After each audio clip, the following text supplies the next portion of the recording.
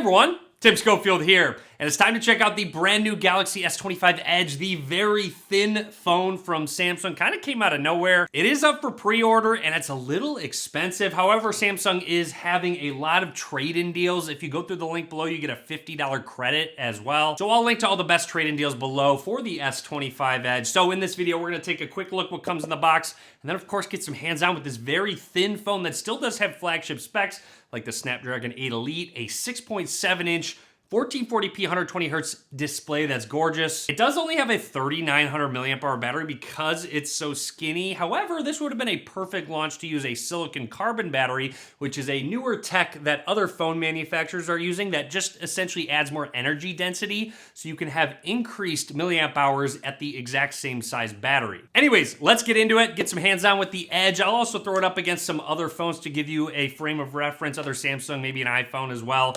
Let's get started. Here's the brand new Galaxy S25 Edge from Samsung. Opening it up, right away you'll notice the camera style is a little bit different. I don't know if they're gonna stick with this camera style as opposed to just the separate circles, so we'll see if that will continue. Continuing through, let's see what we get inside here. A standard booklet and a USB Type-C to Type-C cable. And finally, just the Edge from Samsung. Let's peel off this front sticker. As I boot this up for the first time, the first thing I notice is the smaller size when going to hold on to it. Just a little bit less real estate. It's still very comfortable and enough to hold on to, but in the hand, you can already tell it just feels much thinner. Taking a closer look, SIM ejection tool, microphone, USB Type-C port, one of the speakers, and then along the right side is where the power button volume rockers are. Yes, there is still a camera bump. We'll see if it rocks when we set it flat in just a second. Up towards the top, another microphone, and you do have another speaker there. And then along the left side, absolutely nothing. I believe this is your ultra wideband 5G antenna. This is the titanium silver color. It does have a jet black and an icy blue. It is titanium because the sides are made of that titanium for more of a sturdy feel. And here's our camera system, dual cameras. The main camera sensor is 200 megapixels, so a lot of camera in a very thin style phone.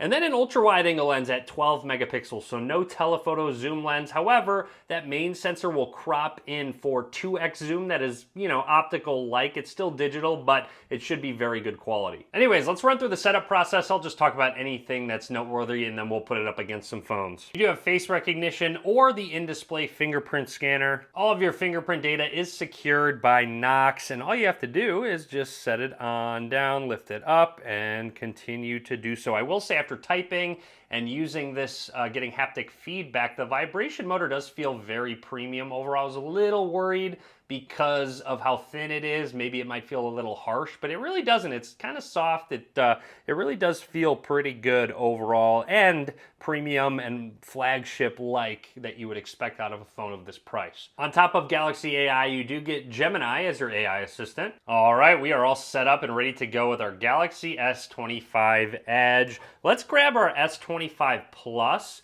and put it side by side because they have the exact same screen size at 6.7 inches. And very closely you can tell the difference between the two. And like I said earlier, the in-hand feel is very noticeable. So you might look at this and say, oh, it doesn't look that big of a difference, but when you hold it in your hands, you can definitely feel the difference. Just a quick comparison with the iPhone 16 Pro Max as well. Again, a pretty large difference in terms of thickness. By the way, it is getting a little warm, probably where the processor is right now, because it is setting up and restoring a bunch of things, but it's not hot by any means. That's one thing I wanted to point out. Because it's so thin, I'm curious to see how thermals are going to be. Obviously, with less space, you can't have as big of a vapor chamber cooler. And finally, side by side with the flagship, the S25 Ultra. Again, very noticeable difference. Again, you don't get an S Pen in this one. The display does look really good on the Edge. I will say they did not include the anti-reflective coating. You can see right here, there's just a prime example of how well that anti-reflective coating works on the S25 Ultra. So it makes it look better when you're out in the sun in bright lit scenarios and just have harsh lighting in the backdrop. It's very obvious how well it works. And one more look side by side between the S25 Plus, S25 Ultra, and Galaxy S25 Edge, just so you can sort of see how thin it actually is. Testing out the in-display fingerprint scanner on the S25 Edge, it does seem to be very fast and accurate. You do not need the screen on either to unlock the phone, and you can see right there, it's very quick and snappy. All right, time for what you're waiting for, the bend test. Here we go. 1, 2, 3. I'm just kidding. I'm not going to do a bend test of this. It does feel very premium. It does feel very durable. I did get a lot of messages saying, hey, is it going to bend? I can't imagine it's going to with the titanium sides.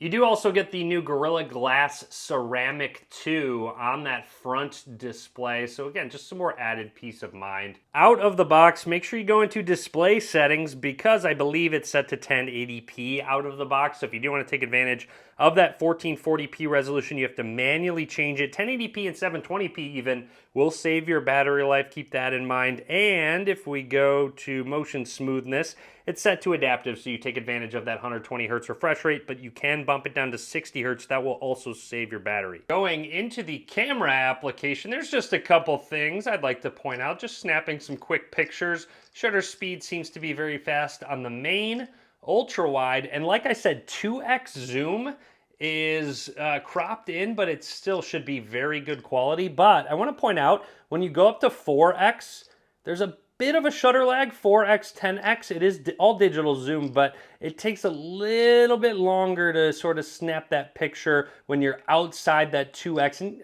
even that one, okay, no, 2x is fine, but when you get up to anything past 2x, there's just a bit of a delay.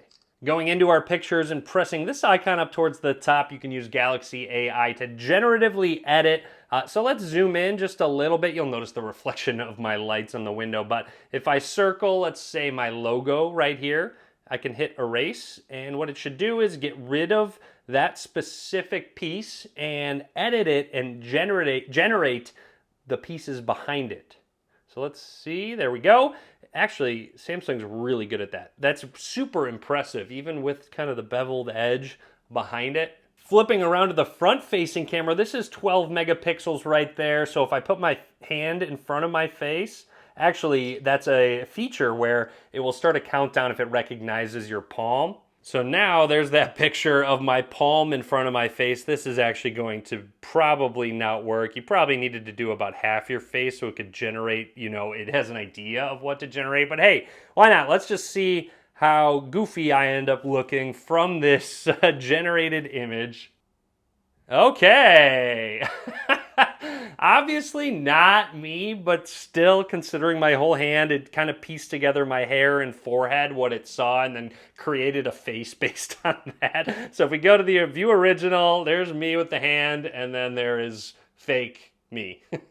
Of course, you have portrait mode and video mode. You can shoot all the way up to 8K 30 frames per second. So that's kind of crazy on a phone this thin that you're shooting 8K video. However, you can also go to Pro video mode and switch over to 4K 120 frames per second. So a lot of really good video shooting modes. And in case you're wondering, a ton of other camera modes, including Expert RAW. And as promised, setting this down on the table, I want to point out that from these corners, it will rock a little bit. So yes, it is going to rock as expected, considering it just had one bump in the corner. So it is going to just shake a little bit and not completely sit flat. However, that brings me to a good point. I did get to check out some cases, and when you did have the case on it, maybe brought it to about the same thickness as, say, the Galaxy S25 Plus without a case. So that's kind of a perk. Galaxy AI is on this phone. A ton of different things: interpreter, transcribing, note assist, photos, and a lot more as well. So Samsung will continue to add more and more of those features. This is One UI 7.0, so if you swipe up from the left corner, you get notifications. From the top right, you get all of these quick settings, etc. You can swipe down and swipe back and forth between them. You can combine them as well within settings, don't worry. You also get a lot of nice additions to Android with motions and gestures here, and multi-window features for swipe for split screen or pop-up view. Anyways, that is it from me on the Galaxy S25 Edge, the thinnest Galaxy S25 you can get, and in comparison to a lot of other phones,